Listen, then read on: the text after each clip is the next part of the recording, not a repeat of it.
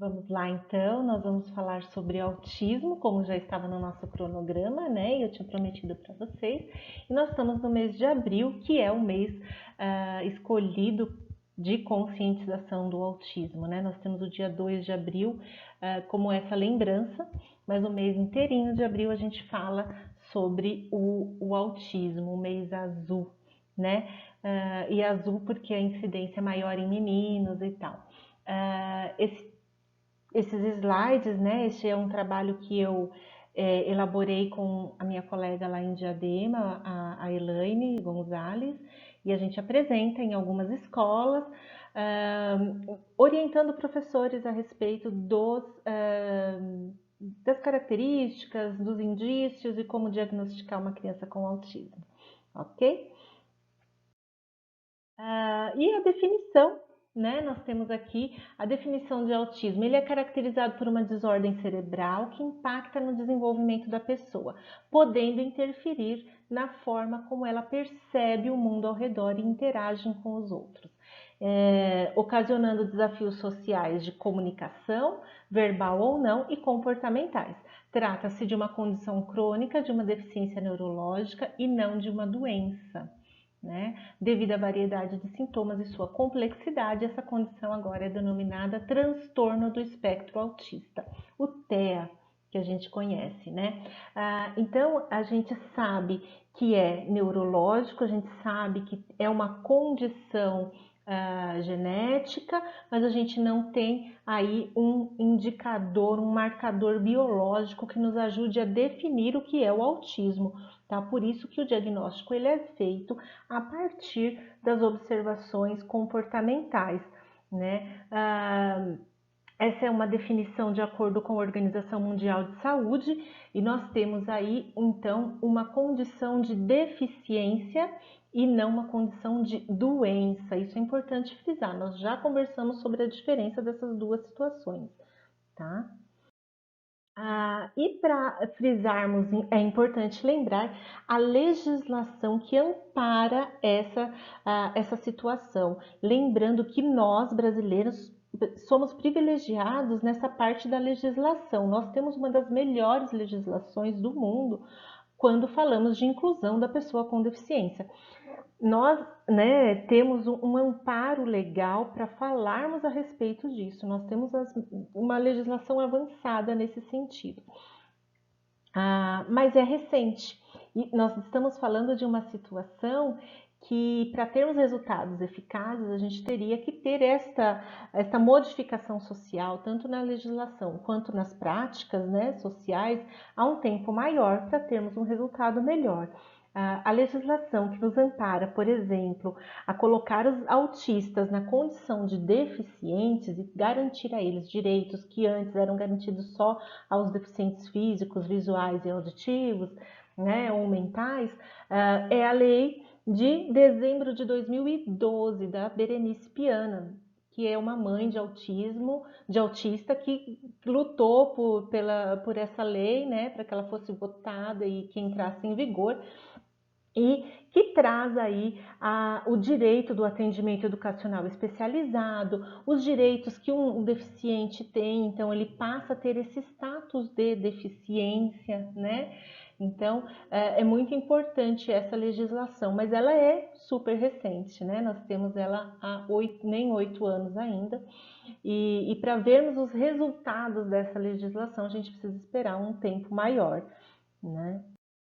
Junto com a legislação que traz o autismo enquanto deficiência, nós temos uma legislação muito importante, que é a LBI, né? A nossa Lei Brasileira de Inclusão de 2015, que traz a condição de cuidador como garantia de direito para aquelas crianças nas escolas, né, que são incluídas nas escolas. Então, o autista está lá com a garantia de ter um cuidador para ele. Essa legislação ela é muito importante porque a gente consegue brigar por este direito de uma forma legal, trazendo essa necessidade da criança. É importante frisar que o cuidador ele vai ser colocado havendo a necessidade de, né? E essa necessidade ela é vista por um profissional, normalmente o professor ou educador especializado, né, que vai lá observar a realidade da criança, observar a realidade da sala de aula e ver se realmente a criança precisa. Porque nós temos cuidadores ah, que, dependendo do desenvolvimento da criança, pode inibir a autonomia dessa criança, né? Então, eu preciso saber qual é o grau de desenvolvimento dessa criança, em que nível de autismo ela se encontra, porque nós vamos ver aí que nós temos vários níveis, né, em que ele pode se apresentar na criança e dependendo do nível, comprometer um pouco mais ou um pouco menos o desenvolvimento dessa criança. E o nosso objetivo é sempre para que essa criança seja autônoma, consiga desenvolver a sua socialização, a sua aprendizagem de forma independente, não dependente de uma outra pessoa. Por isso que essa é uma necessidade que precisa ser regulada. À medida que a criança vai avançando, a gente vai tirando o cuidador, né? Mas ele é importante e necessário, tá? Normalmente a família entende quando a gente precisa tirar um cuidador. Os professores é que ficam mais resistentes à retirada do apoio, que é muito importante na escola, a gente entende, mas quando a gente observa que essa criança está avançando sozinha e os benefícios vão ser maiores se eu tirar o cuidador, isso precisa ser feito com cuidado, com muito apoio, né? Assim, com muito jeito para falar, tanto com a família quanto com o professor, mas nós precisamos tirar. As estatísticas mostram que muito em breve seremos 2 milhões de crianças, de pessoas com autismo no Brasil, né? 70 milhões no mundo. É uma estimativa muito próxima da realidade, uma estimativa que nos assusta pelo crescimento avançado que nós estamos vendo do autismo, por vários fatores. Um, pelo diagnóstico que está mais acessível, outra situação, porque realmente a gente tem observado mudanças climáticas, ambientais, que têm interferido, né? Então, nós temos tido um aumento muito grande de autistas e isso nos preocupa muito. Aí nós temos uma tabela que mostra que este ano, em 2020, nós teríamos 1 a cada 54 crianças, né? Não sei se já chegamos a isso, né? Porque é uma estimativa, mas seria a situação de termos uma criança para cada 2 salas, né? 2 salas que tem em média 30 crianças. Então é bastante, é um número muito grande pensando por escolas, tá?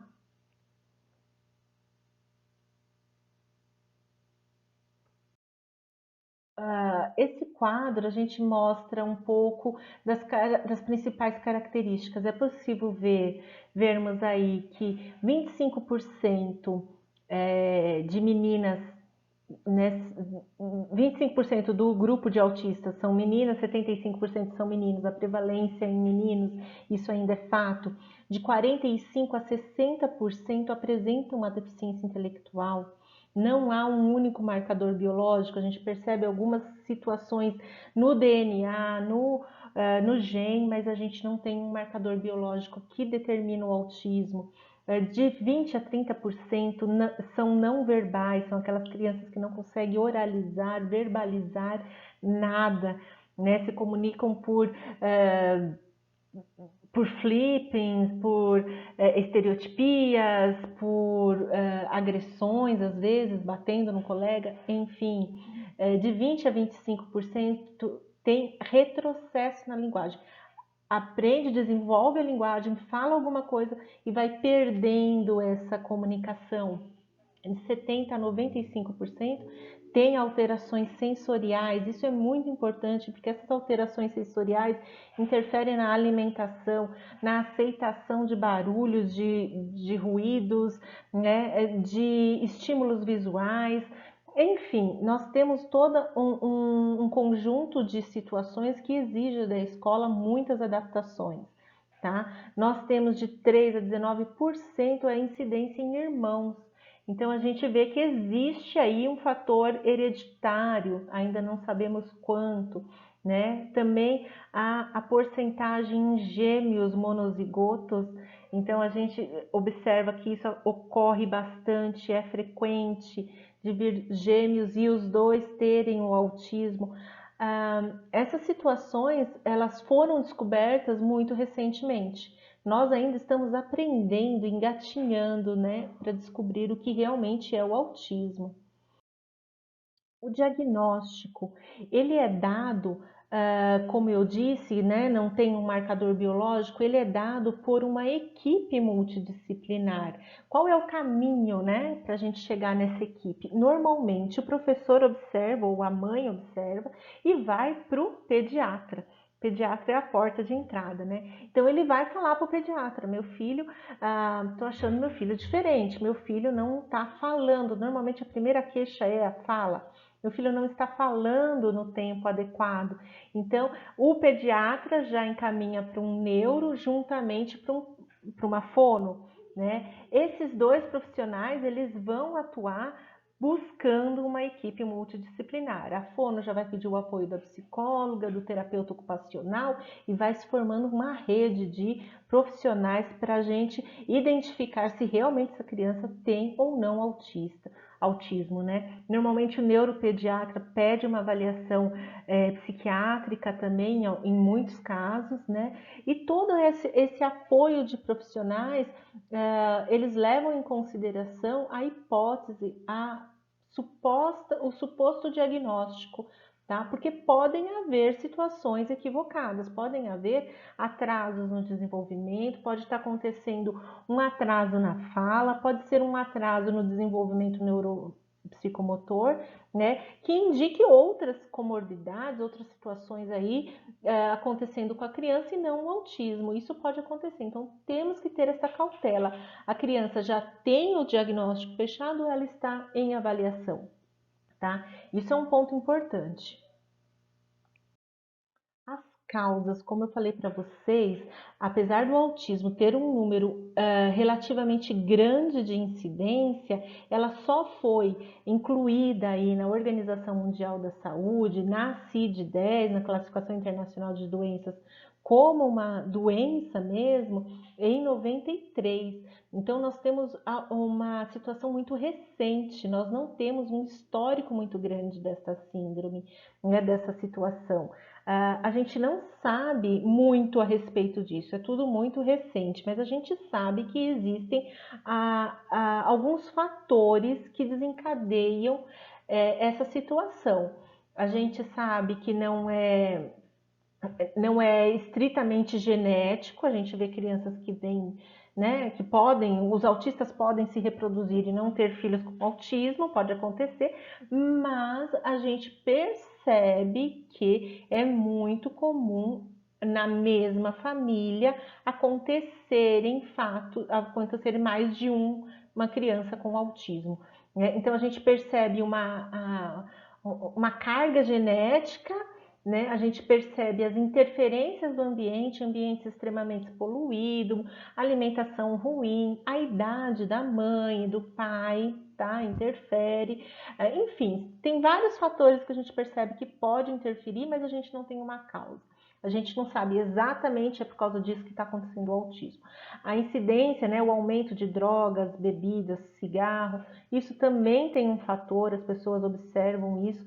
Enfim, existem várias teorias da conspiração aí, por que temos tanto autista, mas nada comprovado, tá?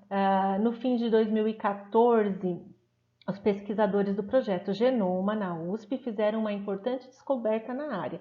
O gene TRPC6 seria um dos genes de predisposição ao autismo. As alterações nesse gene levaria a problemas nos neurônios. A gente sabe que o autista tem uma formação diferenciada nos neurônios, principalmente neurônios espelhos e tal, e esse gene estaria ligado a isso. Este é um indicador, pode ser um indicador biológico? Pode ser, ainda não é comprovado, tá? Então, essa a gente acompanha de perto, mas é uma descoberta extremamente recente, nada comprovado ainda. E os critérios para, então, diagnosticarmos uma doença tão difícil de ser determinada, é ou não é, né? Então, nós começamos, a partir de 2013, baseados, né, na CID-10 e no DSM-4, a utilizar o termo transtorno. A gente usava antes, né, até 2013, o termo transtorno global do desenvolvimento ou transtorno invasivo do desenvolvimento. Isso caiu em desuso, a gente não usa mais, tá? E hoje a gente fala em transtorno do espectro autista. Dentro desse espectro autista estariam várias situações sindrômicas classificadas na CID-10, mas nós tivemos uma atualização, onde, por exemplo, Asperger não se fala mais, né? Não existe mais o transtorno de Asperger, a gente fala em autismo de bom funcionamento, bom rendimento. A síndrome de Rett ou transtorno de Rett saiu fora do espectro autista, né? Porque ele tem um fator biológico aí que a gente consegue detectar o que é a síndrome de Rett. É uma síndrome que tem comportamentos parecidos com o autismo como resultado, mas tem outras situações acontecendo com a criança. Então a gente tira ela daí, tira a síndrome de Asperger e chama ela de um outro nome. Enfim, nós estamos caminhando nessa situação, né, de classificação, de identificação e de diagnóstico. O fato importante que vocês precisam saber é que hoje nós falamos em transtorno do espectro autista ou chamamos a criança de autista. É essa a situação que nós temos hoje. Isso pode mudar mais para frente. Os critérios, então, para chegarmos a este diagnóstico é observar a criança nas 3 áreas importantes em que ela vai apresentar déficit: na sua socialização, na parte social. Por isso que a escola é a primeira a detectar, porque a escola é o primeiro ambiente social dessa criança depois da família. E é ali que a professora começa a observar como ele se relaciona com as demais crianças, com os demais adultos, com um ambiente diferente do que ele já está acostumado, porque vão ter barulhos diferentes, sons, cheiros, cores, né, estímulos visuais totalmente diferentes do que ele tem em casa. E é aí que a professora observa as reações estranhas da criança, porque normalmente a mãe, ou ele já vai crescendo naquele ambiente e está acostumado com aquele barulho, com aquele estímulo, e ele não apresenta problemas. Quando ele chega na escola é que ele vai apresentar problemas, né? A comunicação, quando a gente tem um atraso nessa comunicação, e na comunicação eu digo não só na oralidade, não é só a comunicação verbal, mas às vezes essa criança não demonstra, uma criança apática, uma criança que não olha para o brinquedo, não busca o brinquedo, não faz referência de que ela quer comer, de que ela quer ir ao banheiro, ela simplesmente urina na roupa, ela simplesmente é alheia aos estímulos do ambiente. Essa é uma situação preocupante. Os comportamentos é imitar o comportamento do colega, sabe, a criança pequena que já consegue imitar o próximo, repetir comportamentos. Essa é uma criança adequada. A criança que tem atrasos ou problemas para copiar e imitar o comportamento do adulto é uma criança que nos preocupa bastante. A combinação de sintomas sociais e de comunicação em uma única área que vão dar déficits sociais e déficits comunicativos. É nesse ponto que a gente precisa focar e se preocupar para trazer um diagnóstico mais preciso. Tá bom? Nós vamos encerrar por aqui. A gente continua falando dos níveis. Quando a gente diagnostica, a gente tem níveis de autismo no próximo slide.